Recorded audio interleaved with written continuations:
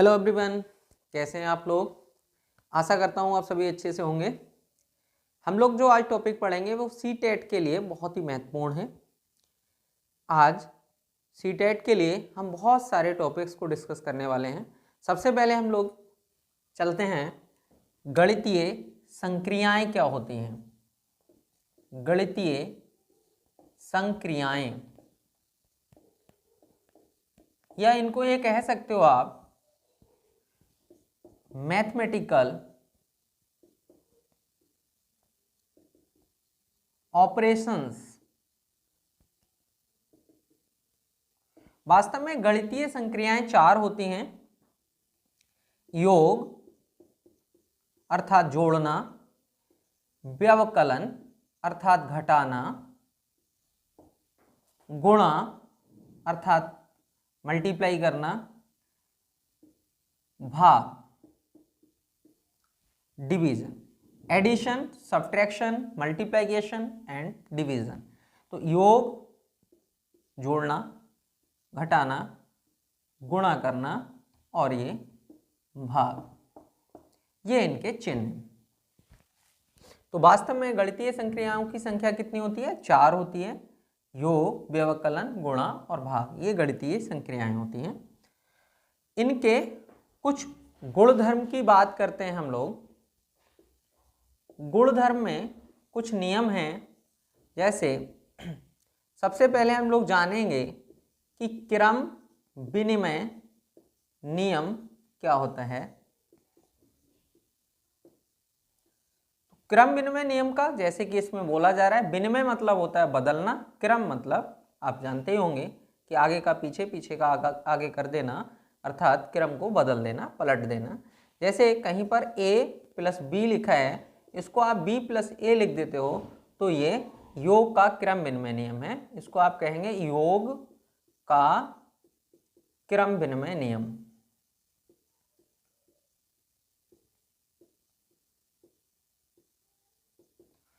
अगर यहीं पर a गुणा b को आप b गुणा a लिख देते हो, तो ये गुणन का क्रम विनिमय नियम हो गया।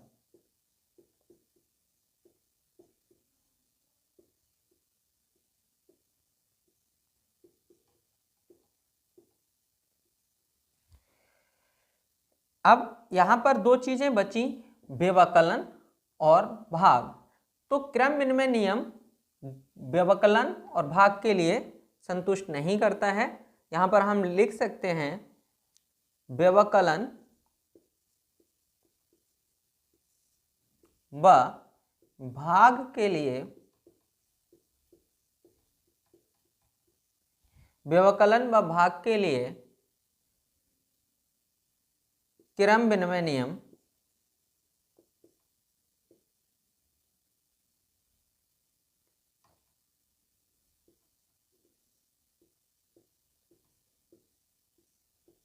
पालन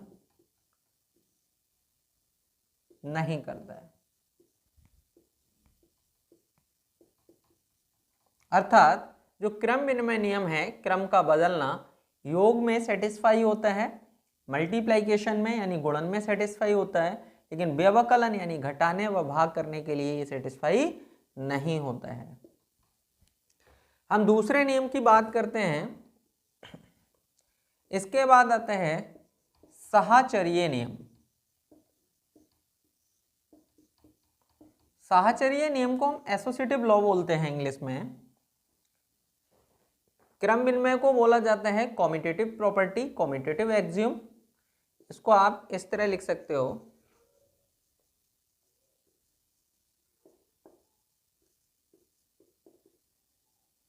कॉम्यूटेटिव एक्सियम।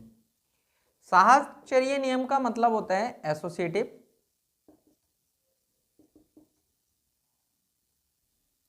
Associative law. इसका क्या मतलब है? a plus B, B plus C, या आप a plus B plus C, आप अगर इस तरह लिख पा रहे हैं तो हम कहेंगे ये साहचर्य नियम की बात की जा रही है। इसको कहेंगे योग के लिए साहचर्य नियम, योग का साहचर्य नियम।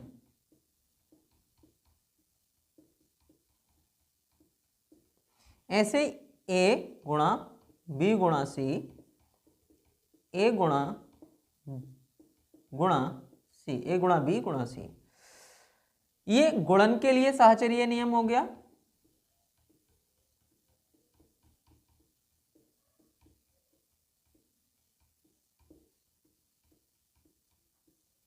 यहां पर भी जैसे कि हमने देखा था क्रम विनिमय नियम में, व्यवकलन व भाग के लिए क्रम विनिमय नियम सेटिस्फाई नहीं होता है या पालन नहीं करता है, उसी तरह साहचर्य नियम भी व्यवकलन व भाग के लिए सेटिस्फाई नहीं होता है।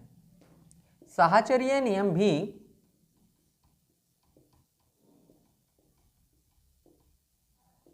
व्यवकलन अर्थात घटाने व भाग के लिए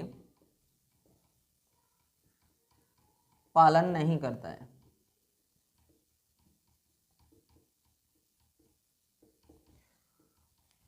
यहां पर हमने दो नियम समझे, क्रम विनिमय नियम अर्थात क्रम बदल देना, साहचर्य नियम से मतलब है कि एक बार दो को साथ में लेना, अगली बार किन्हीं दो को साथ में लेना। तो यहां पर देखते हैं साहचर्य नियम में 3 संख्याओं के लिए इसको देखा जाता है चेक करके, और क्रम विनिमय नियम में 2 संख्याओं के लिए। अगर ऐसा कहीं पर लिखा हुआ है, पूछा जाता है यहाँ पर कौन से नियम के लिए ये कौन सा नियम है ये, तो आप कहेंगे कि ये साहचर्य प्लस है तो साहचर्य नियम हो गया योग का, और अगर मल्टीप्लिकेशन लिखा है तो ये गुणन के लिए। ये भी पूछा जा सकता है क्या व्यवकलन के लिए साहचर्य नियम का पालन होता है या हो सकता है, तो नहीं। भाग के लिए साहचर्य नियम का पालन हो सकता है या नहीं, तो इसमें भी साहचर्य नियम का पालन नहीं हो सकता है। अब बात हम करते हैं साहचर्य के बाद वितरण नियम। वितरण नियम अर्थात डिस्ट्रीब्यूटिव लॉ, जैसे कहीं पर लिखा है a इंटू बी प्लस सी, जिसको आप a इंटू बी यहाँ पर गुणा लगा सकते हो, गुणा का चिन्ह, प्लस a गुणा सी। यहाँ पर गुणन को वितरित किया जा रहा है योग पर, गुणन को वितरित किया जा रहा है योग पर, इसको कह सकते हैं multiplication is distributive over addition. इसको इंग्लिश में बोला जा सकता है multiplication is distributive over addition. ये वितरण नियम है। तो यहाँ पर हम 3 नियम समझ गए, क्रम विनिमय नियम, साहचर्य नियम और ये वितरण नियम हो गया। इसके बाद हम लोग बात करते हैं एक नई चीज की, जिसको कहेंगे समवृत्त गुण। समवृत्त गुण, समवृत्त गुण क्या होता है? समवृत्त गुण से क्या तात्पर्य है? इसको क्लोजर प्रॉपर्टी आप कह सकते हो इंग्लिश में। इसका तात्पर्य है अगर किन्हीं 2 समान गुणों वाली संख्याओं को लेकर उनको जोड़कर, उनको घटाकर, गुणा करके या भाग करके एक नई संख्या बनाई जाए और उस संख्या के भी गुण वही हों जो कि उन दोनों संख्याओं के थे, तो हम ये कहेंगे कि वो संख्याएं समवृत्त गुण का पालन करती हैं। जैसे कि 2 सम संख्याओं को जोड़कर एक सम संख्या ही बनती है, तो यहाँ पर ये कहा जा सकता है कि 2 सम संख्याओं का योग समवृत्त गुण का पालन करता है। 2 परमेय संख्याओं का योग एक परमेय संख्या होती है, तो हम कह सकते हैं कि 2 परमेय संख्याओं का योग समवृत्त गुण का पालन करता है। वहीं पर 2 विषम संख्याओं का योग एक विषम संख्या नहीं होता, एक सम संख्या होता है, तो ये कहा जाएगा कि संख्याएं तो 2 ली थी विषम, लेकिन उनका रिजल्ट यानी परिणाम निकला सम। तो अर्थात इसका मतलब ये हुआ कि 2 विषम संख्याओं का योग समवृत्त गुण का पालन नहीं करता है। मतलब 2 समान गुणों वाली संख्याओं को जोड़कर, घटाकर, गुणा करके, भाग करके जो एक नई संख्या तैयार हो, अगर उसके गुण उन्हीं से मिलते हैं जो पहले वाली संख्याएं थी, तो समवृत्त गुण का पालन होता है। और अगर नहीं मिलते हैं गुण, तो समझो कि वहाँ पर समवृत्त गुण का पालन नहीं होता है। तो यहाँ पर हमने सीखा कि वास्तव में गणितीय संख्याएं कितनी होती हैं? 4, योग, व्यवकलन, गुणा, भाग। यहाँ पर उनसे जुड़े हुए कुछ गुणधर्म देखे कि क्रम विनिमय नियम क्या है? क्रम का बदल देना। क्रम विनिमय में योग के लिए और गुणन के लिए ये नियम संतुष्ट करता है, पालन करता है, जबकि व्यवकलन व भाग के लिए पालन नहीं करता है। साहचर्य नियम होता है इस तरह से, जैसे देख रहे हैं a प्लस ब्रैकेट में b प्लस सी, इधर a प्लस बी ब्रैकेट में और बाहर c। तो ये कहेंगे कि ये योग का साहचर्य नियम है। ऐसे ए गुणा ब्रैकेट में बी गुणा सी बराबर ए गुणा बी ब्रैकेट में सी बाहर, तो ये गुणन के लिए साहचर्य नियम। तो इसी तरह से योग के साहचर्य नियम का पालन होता है या योग के लिए साहचर्य नियम संतुष्ट करता है, ऐसे ही गुणन के लिए साहचर्य नियम संतुष्ट करता है, जबकि व्यवकलन व भाग के लिए संतुष्ट नहीं करता, अर्थात पालन नहीं करता है। वितरण नियम, जैसे ए को बी व सी पर वितरित कर दिया जा रहा है, देखो यहाँ ए है बाहर, अब ए को हम बी पर भी पहुंचा देते हैं, ए को सी पर भी, तो यह कहेंगे कि यहाँ पर क्या हो रहा है, वितरण नियम है, वितरित किया जा रहा है, बांटा जा रहा है, डिस्ट्रीब्यूट किया जा रहा है। समृद्ध गुण से मतलब होता है दो समान गुणों वाली संख्याओं को मिलाकर एक नई संख्या तैयार करना। अगर उसके गुण उन्हीं से मिल रहे हैं तो समृद्ध गुण का पालन हो रहा है, और अगर नहीं मिल रहे हैं तो वहाँ समृद्ध गुण का पालन नहीं हो रहा है। इसको इंग्लिश में हम लोग क्लोजर प्रॉपर्टी कहते हैं या क्लोजर एक्सियोम कहते हैं। अब हम लोग एक नया टॉपिक लेते हैं, प्रतिलोम। प्रतिलोम या फिर व्युत्क्रम, ये दो होते हैं, एक योगात्मक और गुणात्मक। योगात्मक प्रतिलोम क्या होता है या कैसे निकाला जाता है, या गुणात्मक प्रतिलोम कैसे निकाला जाता है। तो योगात्मक प्रतिलोम में आपको ध्यान देना है कि उसका चिन्ह बदलना है केवल।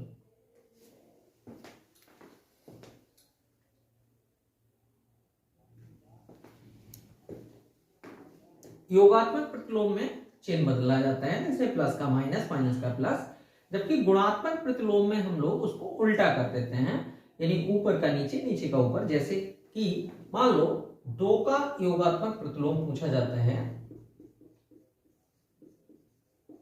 2 का योगात्मक प्रतिलोम, तो यहां पर आप देख रहे हैं कि 2 का योगात्मक, 2 कैसी संख्या है, प्लस की, तो इसका योगात्मक प्रतिलोम हो जाएगा माइनस का 2।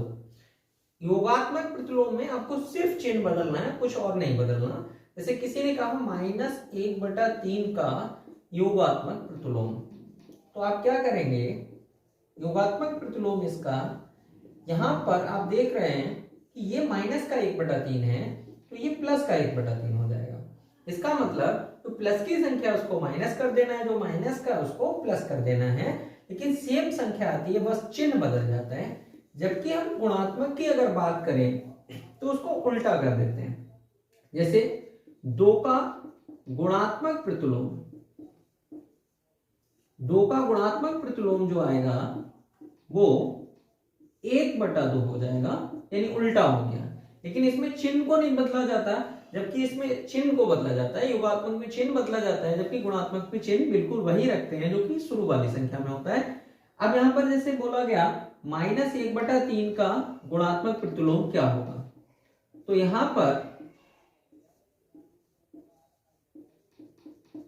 -1/3 का गुणात्मक प्रतिलोम निकालना है आपको, तो यहां पर आप देखेंगे, इसको उल्टा कर दीजिए, यहां से -1/3 को उल्टा कर देते हैं, यानी कि माइनस का 3/1 अर्थात माइनस का 3। यहाँ माइनस का है तो ये भी माइनस का आएगा, चिन्ह नहीं बदला जाएगा। कहीं पर पूछा कि 2/5 का गुणात्मक प्रतिलोम, तो भी अब कैसे निकालेंगे, इसको उल्टा कर देना। 2/5 की जगह क्या आ जाएगा, 5/2 आ जाएगा। तो गुणात्मक प्रतिलोम में उसको उल्टा कर दिया जाता है, संख्या को ऊपर के नीचे, नीचे के ऊपर। जबकि योगात्मक प्रतिलोम में चिन्ह बदल देते हैं, प्लस वाली का माइनस कर देते हैं, माइनस वाली का प्लस कर देते हैं, संख्या सेम रहती है और यहाँ पर संख्या उल्टी हो जाती है। तो आप समझ गए होंगे कि वास्तव में प्रतिलोम कैसे निकाले जाते हैं। योगात्मक प्रतिलोम निकालना है तो चिन्ह बदल देना है, प्लस का माइनस, माइनस का प्लस, और गुणात्मक प्रतिलोम निकालना है तो उल्टा कर देना है, 2 का 1/2 और 1/2 का 2 कर देना है। तो इस तरह से हम प्रतिलोम आसानी से निकाल सकते हैं। अब हम लोग एक नए टॉपिक को देखेंगे, सममित रेखाएं। सममित रेखाएं अर्थात सिमेट्रिक लाइंस। सिमेट्रिक लाइन, या ये कह सकते हो line of symmetry, line of symmetry.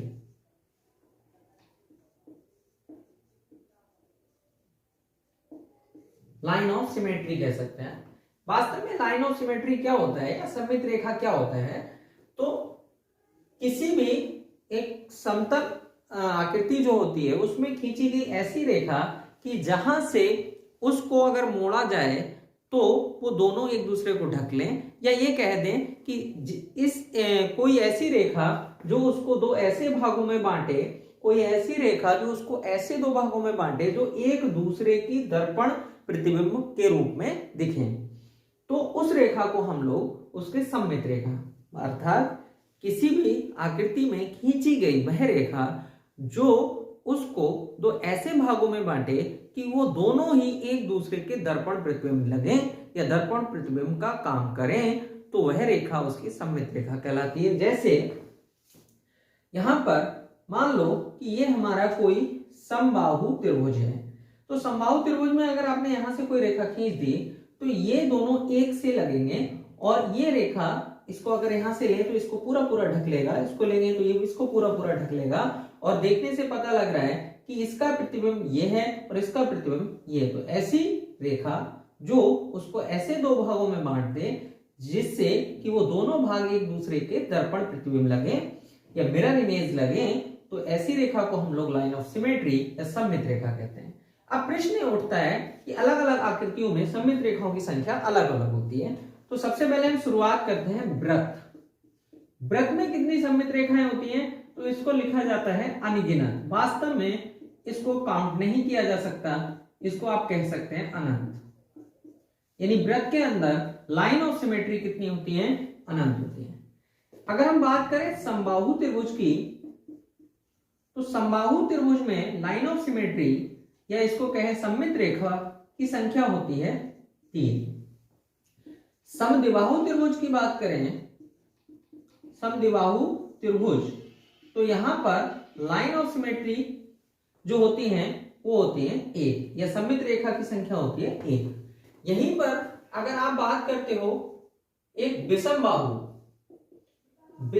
त्रिभुज के लिए, विषम बाहु त्रिभुज में लाइन ऑफ सिमेट्री की संख्या 0 होती है। अगर हम लोग बात करें आयत के लिए, तो आयत में number of line of symmetry जो होती है वो केवल 2 होती है।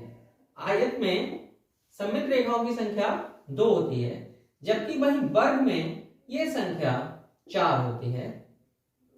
अगर हम लोग समांतर चतुर्भुज की बात करें, समांतर चतुर्भुज, तो समांतर चतुर्भुज में इनकी संख्या 0 होती है। अगर हम लोग समांतर समचतुर्भुज की बात करें, समांतर समचतुर्भुज, तो यहां पर इनकी जो संख्या होती है वो 2 होती है। इसके अलावा आप देखिए कई सारी आकृति हैं जिसको हम समबाहुभुज कहते हैं। कोई भी समबाहुभुज, तो समबाहुभुज जैसे कि आपका समपंचभुज, समषटभुज, समसप्तभुज, समअष्टभुज, यानी जिसके अंदर समअष्टभुज मतलब 8 भुजा और सारी की सारी आपस में बराबर। तो जितने भी समबाहुभुज होते हैं उनके अंदर प्रत्येक, यहां से ऐसे लिख लेते हैं हम लोग, प्रत्येक समबाहुभुज के अंदर उसकी जो सममित रेखाओं की संख्या होती है वो भुजाओं की संख्या के बराबर होती है। भुजाओं की संख्या के बराबर, भुजाओं की संख्या के बराबर सममित रेखाएं होती हैं। प्रत्येक समबाहुभुज जैसे कि समपंचभुज अर्थात लाइन ऑफ सिमेट्री की संख्या 5 होगी, समषटभुज उसमें सममित रेखाओं की संख्या 6 होगी, समअष्टभुज उसमें लाइन ऑफ सिमेट्री की संख्या या सममित रेखाओं की संख्या 8 होगी। तो इससे ऊपर के लिए आप बड़े आसानी से बता सकते हैं। किसी ने पूछा समसप्तभुज में लाइन ऑफ सिमेट्री अर्थात सममित रेखाओं की संख्या कितनी होगी, तो आप कहेंगे 7। ऐसे समअष्टभुज में 8, 9 भुज वाले में 9, ऐसे सम 10 भुज वाले में 10 होगी। तो इस तरह से आप निकाल सकते हैं। बहुत ही ज्यादा इंपॉर्टेंट टॉपिक है, इससे रिलेटेड क्वेश्चन पूछा जा सकता है कि वृत्त में लाइन ऑफ सिमेट्री की संख्या या सममित रेखाओं की संख्या कितनी होती है? अनगिनत होती है। यहाँ पर समबाहु त्रिभुज में इनकी संख्या 3, समद्विबाहु में 1 होता है, विषमबाहु में इनकी संख्या 0, आयत में 2 होता है लेकिन वर्ग में 4, समांतर चतुर्भुज में कोई सममित रेखा नहीं होती, समांतर समचतुर्भुज में केवल 2 सममित रेखाएं होती हैं, तथा इसके ऊपर प्रत्येक समबाहुभुज जैसे समपंचभुज, समषटभुज, समसप्तभुज उतनी ही सममित रेखाएं होती हैं जितनी उनकी भुजाएं होती हैं। तो यहां पर सिर्फ हम इतना ही सीखेंगे कि किस समबाहुभुज में कितनी सममित रेखाएं होती हैं, इससे रिलेटेड क्वेश्चन पूछा जा सकता है।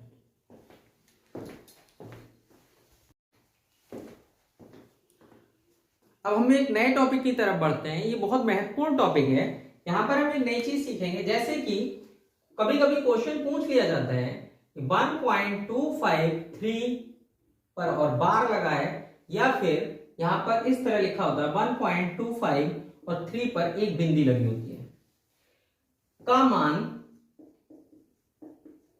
भिन्न में बताइए, भिन्न में क्या होगा। तो ये बहुत ही सिंपल तरीके से हम लोग करने वाले हैं इस क्वेश्चन को। यहां पर देखते हैं इसका क्या तरीका है, इसको कैसे करना चाहिए। सबसे पहले आप यहां देखिए कि बार कितनी संख्याओं पे लगा है, बार या डॉट कितनी संख्याओं पे, एक संख्या पे लगा है, केवल यहां 3 पर लगा है, तो इसका मतलब 1 9 लेना है। इससे पहले और दशमलव के बाद, इससे पहले और दशमलव के बाद कितनी संख्याएं हैं देखते हैं। तो 2 संख्याएं हैं, तो यहां पर 2 जीरो लिए जाएंगे और पूरी संख्या ले लेते हैं 1253 और सिर्फ बार वाली संख्या को छोड़ दीजिए। बकाया कितना है 125, इसको माइनस कर दीजिए। देखो यहाँ 13 में से 5 जाएगा 8, यहां रह गया 4, 4 में से 2 गया 2, यहां पर 2 में से 1 गया 1, और आप देखेंगे कि यहाँ 1128/900 हो गया। आप इसको 4 से डिवाइड और इसको सरल कर सकते हो, सरलतम रूप में ला सकते हो। जैसे कि इसको हम 4 से अगर काटते हैं तो यह देखो 4 दूनी 8 आएगा, और 4 दूनी 8 हो जाएगा, 4 पंजे 20, 4 दूनी 8 हो गया, 3 4 8 32 और 4 दूनी 8, तो ये हो गया 282 और बटे में हो गया 225। अब इसको आगे 8 2 10 2 12 हो गया, 5 और 2 7 2 9, अभी 3 से और कट जाएगा, 3 से काट देते हैं, 3 नियम 27, 3 चौक 12 और यहां से 3 सत्ते 21, 3 पंजे 15। तो यहां से देखेंगे ये फाइनली 94/75 आंसर आ गया। तो हमने देखा कि इस टाइप की संख्या को कैसे। एक क्वेश्चन और लेते हैं, जैसे कि यहां पर लिखा है मान लो 3.125 और इस पे बार लगा है। यहां पर आप देख पा रहे होंगे इसका मान भिन्न में बताना है, का मान भिन्न में बताइए, इसका मान भिन्न में बताइए। तो इसको भिन्न में बदलने के लिए क्या करना है, वही जो तरीका बताया कि बार कितनी संख्याओं पे लगा है, तो 2 संख्याओं पे, इस पे और इस पे बार लगा है, तो इसका मतलब जितनी संख्याओं पे बार लगा है उतने 9 लेना है। और इनसे पहले और दशमलव के बाद कितनी संख्या है, एक संख्या है तो 1 जीरो। अगर यहाँ 2 संख्याएं होती तो 2 जीरो, 3 संख्याएं होती तो यहाँ 3 जीरो। अर्थात बार लगी हुई संख्याओं से पहले और दशमलव के बाद कितनी संख्याएं उतने जीरो लिए जाते हैं। इसके बाद पूरी संख्या ले लेते हैं 3125 और इससे माइनस करेंगे केवल इनको छोड़ के, इनको छोड़ दीजिए और यहाँ कितना बचा 31 और यहाँ से निकाल दीजिए। 5 में से क्या 4, यहाँ देखेंगे आप 12 में से 3 जाएगा 9, यहाँ रह गया 10 और यहाँ पर कितना जीरो बचेगा आपका, और यह हो गया आपका 30 94/990। आप इसको और भी सरल कर सकते हो, 2 से 3 से 4 से जिससे कटे काटते रहो, लेकिन यही आपका भिन्न का निरूपण हो गया। तो इस तरह से हम इस टाइप की संख्याओं को भिन्न में बदलते हैं। हम लोग एक अगला टॉपिक लेते हैं, ये भी काफी बार देखा गया है, खूब पूछा जाता है। जैसे 15 से 1/2 में कितने 1/4 होंगे, या ये क्वेश्चन आ सकता है 7 से 1/2 में कितने 3/4 होंगे। ये खूब पूछा जाता है, तो बहुत प्यार से तसल्ली से इसको करने की कोशिश करते हैं हम लोग। सबसे पहले देखो यहां से 15 दूनी 30 और 1 कितना हो गया 31/2 हो गया, और यहाँ पर 1/4 है। इसके बटे में जितना है उतना यहाँ पर लाइए, तो यहाँ पर 2 है, यहाँ 4 है, इसको 4 बनाएंगे तो इसका तरीका है इसमें 2 से गुणा कर देंगे।